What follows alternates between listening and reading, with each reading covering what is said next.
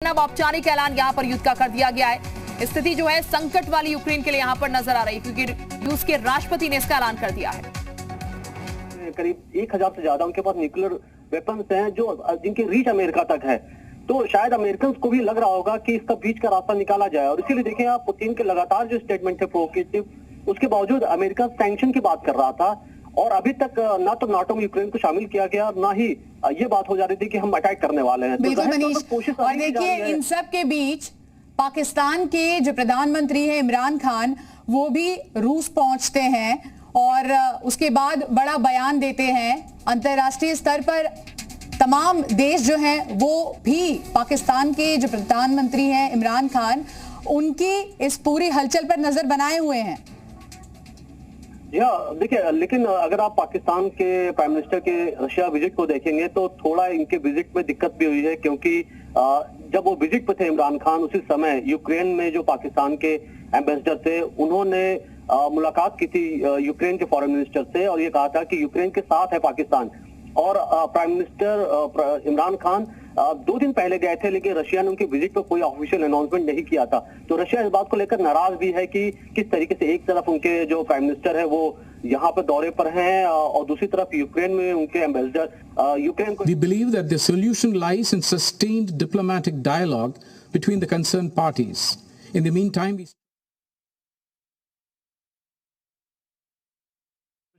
by exercising the utmost restraint. I thank you. Я благодарю представителя Индии за его заявление и предоставляю слово представителю Объединенных Арабских Эмиратов. سيد الرئيس، أود بداية أن أشكر الأمين العام ووكيلة الأمين العام على مداخلاتهما. اجتماعنا هذا هو الاجتماع الرابع الذي يعقده مجلس الأمن.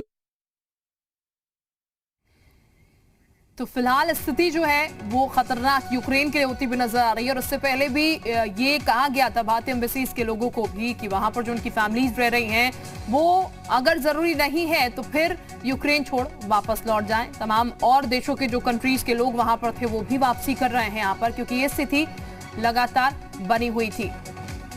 और VK Pandey साहब इस वक्त हमारे साथ जुड़ चुके हैं, रक्षा विशेषज्ञ हैं।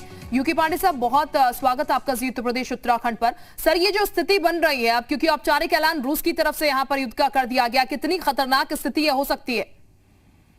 देखिए, समय के साथ जो है वो परिस्थितियां और विकट और विषम होती जा रही हैं, और जिस प्रकार से रूस ने अपना आक्रामक रुख अपना रखा है, ये लग रहा था कि जैसे ब्रिटिश प्राइम मिनिस्टर जॉनसन और बाइडेन साहब ट्राई कर रहे थे कि कुछ बातचीत से फैसला हो जाएगा या रोक लिया जाएगा। और आर्थिक, आप देखिए पिछले 24 घंटे में कितने सारे आर्थिक प्रतिबंध लगाए गए हैं, और रूस पर हर तरीके से उनकी पकड़ने की कोशिश की गई है। लेकिन पुतिन ने शायद डिसाइड कर रखा है, और जिस प्रकार से उन्होंने घोषणा की कि हम ड्यूमा में भी उसको स्वीकृति मिल गई है अटैक करने के लिए, लेकिन इन सभी के बावजूद भी ये एक आर्थिक जो है वो खेल है, और जहां तक युद्ध की संभावना है वो देखिए ये दबाव बना रहेगा, ये दबाव की स्थिति बनी रहेगी, लेकिन आक्रमण होगा इसकी संभावना थोड़ा सा कम है, क्योंकि अगर आक्रमण होना होता तब हो गया होता। क्योंकि ये सब आर्थिक पहलू, और मुख्य उद्देश्य रूस का मात्र यही है कि नाटो यूक्रेन को अपने साथ न जोड़ पाए, और यही प्रयास है। क्योंकि मेरी बाइडेन की खुद की जो है पॉपुलरिटी पिछले महीनों कुछ कम हुई थी, और वो शायद वो भी आना चाहते हैं अपने जनप्रतिनिधियों के बीच में कि वो अभी सक्रिय है। तो ये कई सारे जो है समीकरण बने हुए हैं, और इन परिस्थितियों में मुझको अभी नहीं लगता कि युद्ध अभी तुरंत होगा, अनटिल अनलेस कि कोई ऐसी घोषणा कर दे अमेरिकन गवर्नमेंट जिसमें कि उनको युद्ध करना जरूरी हो जाए। तो फिलहाल देखिए पांडे साहब, ये मानकर चला जाए कि रूस की तरफ से डराया एक तरीके से यूक्रेन को जा रहा है, जैसा कि आप कह रहे हैं युद्ध वाली स्थिति कम से कम अभी नहीं होगी, हमला होना होता तो हो जाता। बिल्कुल, वो देखिए दबाव तो बनाए रखना है, क्योंकि वो नहीं चाहते कि नाटो कंट्री में वो शामिल हो। और अमेरिका का पूरा विस्तारवादी, जो अमेरिका और चीन जो है दोनों विस्तारवादी नीतियों पर विश्वास कर रहे हैं, और ये जो विस्तारवादी नीति है इस पर उनको रोक लगानी चाहिए। और जिस प्रकार से देखिए यूक्रेन अभी कोई नया नहीं प्रॉब्लम आई है, 2014 में भी क्रीमिया का जो प्रॉब्लम हुआ था तो भी जो है काफी दबाव बनाया गया था, और धीरे धीरे प्रयास ये हो रहा था कि नाटो में शामिल कर लिया जाए। तो सारा सवाल यही है। अगर युद्ध रोकना चाहते हैं बाइडेन सचमुच, तो वो घोषणा करने की यूक्रेन को नाटो में नहीं शामिल करेंगे। तो देखिए अभी तुरंत ये सारा जो दबाव है समाप्त हो जाएगा।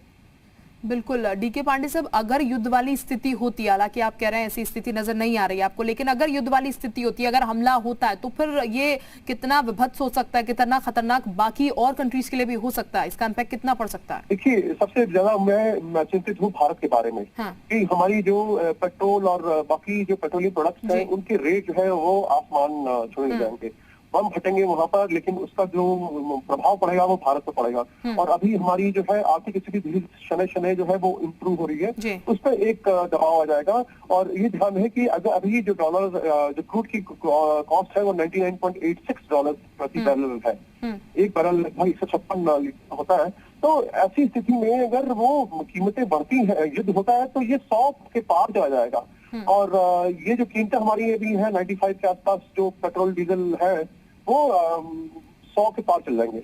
और ये निश्चित रूप से 110 115 तक छूने की संभावना है, क्योंकि वहां अगर $1 रेट बढ़ता है क्रूड का, तो लगभग 50 से 60 पैसे का परिवर्तन आता है भारतीय पेट्रोलियम प्रोडक्ट्स में। तो भारत के लिए बहुत ही चिंता का विषय है। दूसरी बात, जो भारत मूल के वहां पर विद्यार्थी हैं और व्यापारी हैं, देखिए फार्मास्यूटिकल बिजनेस जो है यूक्रेन में पूरा का पूरा भारतीयों ने संभाल रखा है, पूरा दबदबा है।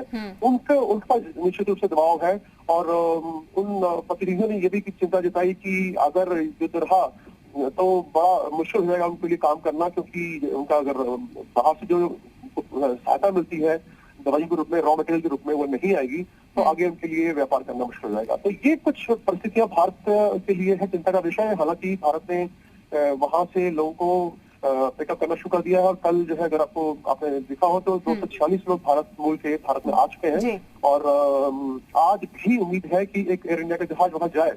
तो भारत अपने तरफ से कूटनीतिक प्रयास कर रहा है। और बहुत दूसरे जो प्रश्न है भारत की स्टैंड का, कि वो भारत किस तरफ झुकाव हो, ये भी एक बहुत ही सेंसिटिव इशू है भारत के लिए, क्योंकि भारत ने हमेशा निर्गुण अपना जो है स्टैंड रखा है, वो किसी की तरफ झुकता नहीं है। और अगर देखा जाए तो अमेरिका ने और रूस दोनों ने भारत की बहुत सामरिक रूप से सहायता की है।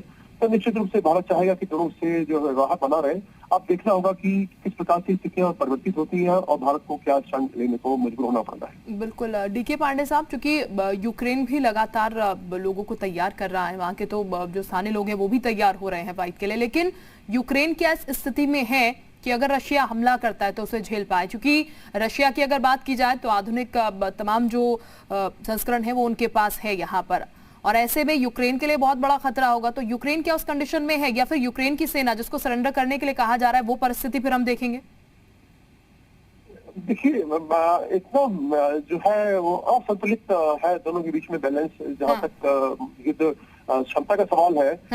रूस एक महाकाय है, इस बार विशाल उसके पास सेना है, और चाहे वायु सेना हो चाहे थल सेना हो। और यूक्रेन के पास बहुत ही छोटी मात्रा में छोटा जो है एलिमेंट है। तो मुझे नहीं लगता, बेवकूफी होगी ये, रादर ये कहना होगा कि सूरज को टॉर्च दिखाने के बराबर, कि आपके तुलनात्मक रूप से यूक्रेन के पास वो क्षमता नहीं है कि वो रूस को परेशान कर सकता है एक दो दिन, लेकिन रूस को वो पराजित कर पाए ऐसी संभावना कहीं भी नहीं है, किसी रूप से नहीं है। अब सवाल उठता है कि फिर ये इतना ज्यादा वो क्यों बोल रहा है कि हम डरते नहीं, हम युद्ध के लिए तैयार हैं। उसका कारण ये है कि नाटो कंट्रीज ने अपनी सभी जो अस्त्र शस्त्र है और सेनाएं हैं वो भी उनको सहायता के लिए पहुंचा दी है। यहाँ में एक मजेदार चीज और है कि अमेरिका ने अभी तक अपनी फौज को नहीं भेजा है। देखिए वो साजो सामान दे रहा है, लेकिन अपनी फौज को उसने नहीं वहां यूक्रेन में भेजा है। और बाकी अन्य देश जो है वो कर रहे हैं, लेकिन अमेरिका अभी तक दूरी बनाए हुए हैं। तो ये कुछ कूटनीतिक जो डेवलपमेंट हो रहे हैं वो ऐसे हैं कि जिनके बारे में बहुत ही पैनी नजर रखनी होगी भारत को, क्योंकि मैंने जिस प्रकार से कहा कि भारत पर प्रभाव बहुत ज्यादा पड़ेगा। और अभी हम एक उन्नत आर्थिक देश बनने जा रहे हैं, तो ये बहुत ही रुकावट होगी आर्थिक रूप से। बिल्कुल, यानी कि इस युद्ध का इम्पैक्ट जो है वो भारत पर काफी हद तक पड़ता हुआ नजर आएगा। देखिए पांडे साहब, जैसा कि हम जिक्र कर रहे थे, अब परिस्थितियां आगे के लिए क्या देखकर हम चले, यहाँ पर जब औपचारिक ऐलान कर दिया गया, यहाँ पर आगे किस तरीके की परिस्थितियां बन सकती हैं? क्योंकि तमाम परिस्थितियों पे हम बात कर रहे हैं, यूक्रेन पर भी, रशिया पर भी, लेकिन चूंकि पुतिन की तरफ से औपचारिक ऐलान किया है तो आगे हो क्या सकता है? देखिए दो ही संभावना है अभी, क्योंकि ये जिस तरह से मैंने पहले कहा जी। कि बहुत ही खुले रूप में कह रहा हूँ, युद्ध की संभावना मुझे कम लगती है। जो कन्वेंशनल वॉरफेयर है वो उसकी संभावना बहुत कम है, लेकिन मनोवैज्ञानिक दबाव और साइकोलॉजिकल वॉरफेयर जो है वो ऑलरेडी चल रहा है, वो चलता रहेगा। तो पहली बात तो ये है कि हम जो विभत्स रूप है इस तनाव का, जी। वो उसकी संभावना मुझे देखिए, मैं शून्य नहीं कह रहा हूँ, संभावना बहुत ही शून्य है। दूसरी बात, अगर ये तनाव बना रहा तो जो वहाँ के यूक्रेन के लोग हैं, जो यूक्रेन के नॉर्मल पॉपुलेशन है, वो उन पर बहुत प्रेशर है और वो उनको अपने आप को तैयार करना और युद्ध के लिए तैयार करना, ये सब तैयारियां तो करनी पड़ेंगी उनको। क्योंकि देखिए जब आप अटैक करने के लिए ऑफेंसिव एलिमेंट आपका स्ट्रांग नहीं है तो आपको डिफेंसिव होना ही पड़ेगा। और आप अगर आपका डिफेंस अच्छा रहेगा तो आप जो है वो जान माल का बचाव कर सकते हैं। तो यूक्रेन की नीति अभी यही है, अगर ये तो होता है ऐसी परिस्थितियों में किस प्रकार से अपनी क्षति को कम किया जाए। और जो तीसरी बात है कि जो अभी कूटनीतिक खेल चल रहा है अमेरिका और मैं कहूंगा बल्कि नाटो कंट्रीज और रूस के बीच में, उसमें एक कदम आगे कभी नाटो कंट्रीज निकल जाते हैं तो कभी एक कदम आगे पुतिन निकल जाते हैं। तो ये खेल चल रहा है, वो उसका मूल कारण तो है नाटो के पास है। नाटो अगर ये घोषणा करता है कि वो यूक्रेन को शामिल नहीं करेगा तो निश्चित रूप से ये दबाव एकदम शून्य हो जाएगा और स्थितियां समान होने लगेंगी।